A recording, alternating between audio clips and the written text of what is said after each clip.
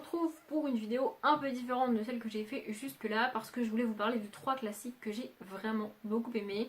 Si vous avez déjà vu des updates lecture ou même des tags dans lesquels je parle de classiques, à chaque fois que je parle d'un classique, je dis et je répète que je ne lis pas les analyses de texte parce que je n'aime pas ça, parce que je ne supporte pas ça. Alors je respecte énormément les gens qui sont capables d'analyser un texte et d'accepter une telle analyse, mais moi ce qui fait que je n'accepte pas l'analyse de ces textes classiques ou non d'ailleurs, c'est que pour moi ce ne sont que des théories et ils ne sont pas justifiés. Alors je m'explique.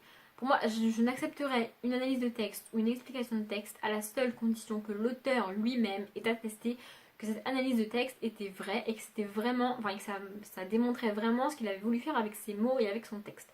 Or, ça n'existe pas. Il n'y a pas un seul auteur qui a analysé son propre texte ou qui a attesté que telle ou telle analyse était vraie. Ça n'existe pas. Ou alors on ne me l'a jamais dit, on ne me l'a jamais présenté comme ça et donc je ne peux pas accepter une telle analyse. C'est ma formation mathématique et mon côté cartésien qui fait ça parce qu'en mathématiques, on a des théories, on a des théorèmes, mais elles sont prouvées, ils sont démontrés. D'ailleurs, les démonstrations, c'est ce qui est le plus relou à faire en mathématiques, mais c'est utile et ça prouve qu'on doit l'utiliser et que c'est juste et que c'est comme ça que ça marche parce que ça marche. La démonstration sert à montrer que ça marche. Or, en français et en littérature, on n'a pas ce genre d'explication, ce genre de démonstration, ça n'existe pas. Donc je vais vous présenter 3 classiques. Alors c'est 3 classiques que j'ai lus quand j'étais au collège et au lycée. Le premier, je suis plus très sûre que je l'ai lu au collège ou au lycée, mais je crois que oui, parce que c'est un classique parmi les classiques, donc j'ai forcément dû le lire au lycée ou au collège. Je les ai déclassés ce que je pense être du plus connu au moins connu, sachant que c'est 3 classiques de toute manière. Vous connaissez au moins les 3 auteurs si vous ne connaissez pas les livres. Donc je vais démarrer tout de suite. Classique parmi les classiques, Roméo et Juliette de Shakespeare. Je pense pas vraiment avoir besoin de résumer cette histoire, n'est-ce pas? On a 2 familles, les Capulet et les Montaigu, qui sont ennemis depuis très longtemps.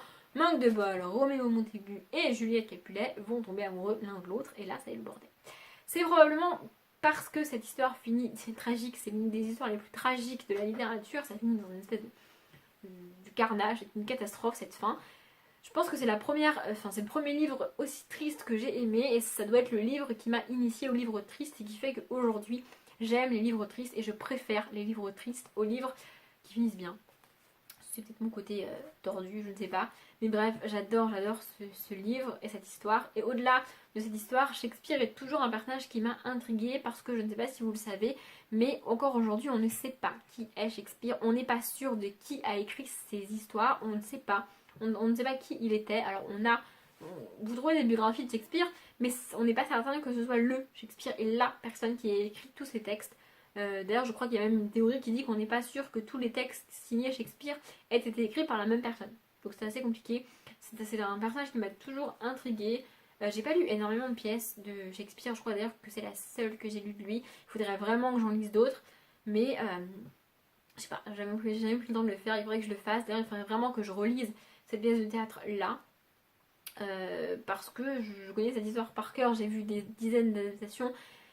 Mais il faudrait que je relise l'original un peu plus souvent, donc je pense que je le ferai une fois que j'aurai diminué ma palle de manière assez significative. Voilà, je pense pas avoir besoin de vous convaincre de lire ce livre parce que je pense que tout le monde en a parlé, que tout le monde le connaît et que si vous ne l'avez pas lu quand vous étiez au lycée, c'est un tort. Il faut l'avoir lu et il faut lire ce livre. Je sais qu'il fait partie des programmes en France, je ne sais pas ce qu'il en est pour les autres pays, mais je pense que quand même en Angleterre on le lit aussi, ce serait dommage de ne pas le lire. Oui, je pense à la Belgique, Cédric, tu as bien deviné. Je ne sais pas si en Belgique vous lisez. Dis-moi si vous lisez en Belgique d'ailleurs, tiens, ça m'intéresse pour ma culture. Bref, il faut que je lise d'autres livres de Shakespeare, mais celui-ci, je pense que ça restera mon préféré de l'auteur. Et voilà. Le deuxième livre, c'est Antigone de Anouilh. Donc, moi j'ai lu cette version d'Anouilh, je n'ai jamais lu la version de Sophocle qui est antérieure à celle-ci. Il faudra que je la lise si je la trouve un jour. Mais j'aime tellement cette histoire-là racontée comme ça que j'ai peur de ne pas aimer l'autre version. Donc Antigone, c'est aussi une pièce de théâtre, hein, comme Roméo et Juliette. De toute manière, j'ai 3 pièces de théâtre parce que j'adore les pièces de théâtre. Voilà. Donc ça nous raconte l'histoire d'Antigone, fille d'Œdipe.Œdipe était roi,Œdipe est mort. Du coup, son fils aîné aurait dû devenir roi, sauf que les 2 frères d'Antigone, donc le fils aîné et le fils cadet deŒdipe, se sont battus pour le pouvoir. Ils se sont entretués. Du coup c'est Créon, le frère de la femme d'Oedipe qui accède au trône, il devient roi et il décide que seul l'un des deux frères aura un enterrement et une sépulture et que l'autre il le laisse dans le champ où il est mort, au charognard, et pourrir comme ça en fait. Du coup, sauf que dans leur religion et dans leur croyance, je crois que c'est ça, il faut que le corps soit enterré pour que l'âme repose en paix, sinon l'âme ne reposera pas. Et donc Antigone veut mettre de la terre sur le corps de son frère. Elle ne veut pas l'enterrer complètement, elle veut juste mettre un peu de terre dessus pour que l'âme connaisse au moins un petit peu de repos. Sauf que Créon a dit que si une personne enterrait le corps du frère pas enterré, je ne me rappelle pas des prénoms des deux frères parce qu'ils ont des prénoms absolument chelous, comme dans mythologie. Hein. Et donc il a dit que si on enterrait le frère, la personne qui l'enterrait et qui mettait de la terre dessus serait condamnée à mort. Sauf que Antigone va à plusieurs reprises essayer d'enterrer son frère et mettre de la terre dessus, et au bout d'un moment elle va se faire prendre par les gardes. Donc Créon n'a pas le choix, même si c'est sa nièce et même s'il l'aime beaucoup, il est obligé de la condamner à mort parce que sinon il va perdre son autorité et il ne sera plus respecté. Sauf que, parce qu'il y a toujours un sauf que, vous avez remarqué, Amon, je crois qu'il s'appelle Amon, oui, comme celui qui s'est présenté au présidentiel, il s'appelle Amon, c'est comme ça. Et donc Amon, qui est le fils de Créon et donc le cousin d'Antigone, est amoureux d'Antigone et voulait l'épouser. Du coup, du coup, ça va poser des problèmes dans la famille parce que non seulement Créon veut tuer sa nièce, mais en plus il veut tuer la femme que son fils aime. Enfin bref, c'est un bordel pas possible. Et de ce que je me rappelle, à la fin tout le monde meurt. C'est une catastrophe la fin. Je crois que Antigone meurt, que Amon se suicide. Non, je crois que Antigone se suicide. Du coup, Amon, par amour, se suicide également. Et la mère d'Amon meurt aussi parce que son fils est mort. Enfin bref, c'est une catastrophe à la fin où tout le monde y meurt. Hein, voilà. C'est une pièce de théâtre très très très courte, mais que j'ai vraiment beaucoup aimé. Je crois que c'est l'une des premières pièces de théâtre que j'ai aimé à ce point. Et encore une fois, elle est triste et elle finit en carnage. Je suis tordue, qu'est-ce que vous voulez que je vous dise? Moi j'aime bien quand ça finit mal et que les gens y meurent, c'est tout, voilà. Donc si vous connaissez pas Antigone, moi je vous conseille vraiment, ça se lit extrêmement rapidement et c'est une histoire de la mythologie que j'aime vraiment énormément. D'ailleurs si vous connaissez la version de Sophocle, je serais contente, je serais sympa que vous me disiez ce qui diffère dans sa version à lui. Je crois qu'elle est un peu plus réaliste la version de Sophocle. Enfin je vois pas comment on peut être plus réaliste alors que tout le monde y meurt dans celui-ci. Bref. Je la lirai un jour et peut-être que je ferai une vidéo du coup sur la comparaison des deux. Et le dernier livre, alors en fait le dernier livre pour être franche, je l'avais totalement oublié. C'est quand je me suis posée devant ma bibliothèque de l'endroit où il y a mes classiques et que je me suis dit il m'en faut un troisième parce que je voulais en présenter trois, c'est comme ça. Je suis tombée sur celui-ci et je me suis dit ah oui c'est vrai j'avais adoré. Et donc c'est Caligula d'Albert Camus. C'est encore une fois une pièce de théâtre. Là j'ai la version que j'ai étudiée, vous voyez, parce que même si j'aime pas les études de texte, j'ai dû étudier ce texte. Je crois que je l'ai lu parce que j'ai fait du latin dans ma vie, bref. Et donc, ça nous raconte l'histoire de Caligula qui est un des empereurs, je ne sais plus c'est le combienième d'empereur. Donc c'est le fils de l'aîné là, Agrippine l'aîné je crois, et son mari je ne sais plus comment il s'appelle. Et Caligula est l'empereur le plus tyrannique qu'on ait connu. Alors évidemment les historiens nuancent toujours ce qu'il a fait et ce qui s'est passé parce qu'on n'est pas sûr de ce qu'il a fait.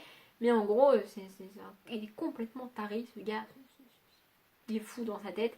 Il pète un câble, il tue des gens. Je crois même qu'il tue les gens qui l'ont aidé à accéder au trône. Alors que c'était ses amis. Enfin bref.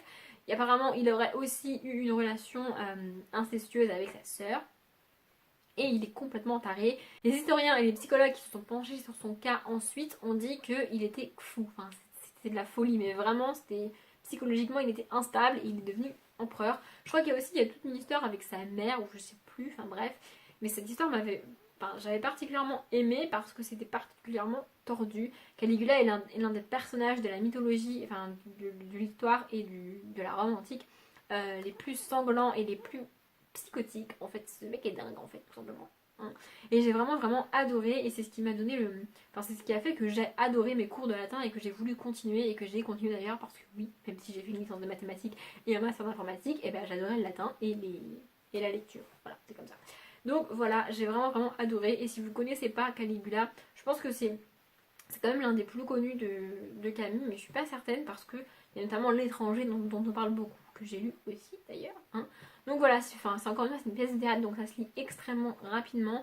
Et en plus, ça a une part d'historique parce que Caligula a réellement existé. Quand même. Voilà. Voilà, ma vidéo est très courte, je suis très fière de moi. Donc, pour pas la rallonger, comme d'habitude, j'espère que ça vous a plu, j'espère que c'était pas trop long, oui je pense pas. Hein. Et je vous souhaite une bonne journée, une bonne après-midi, bon appétit ou une bonne nuit, et je vous dis à bientôt.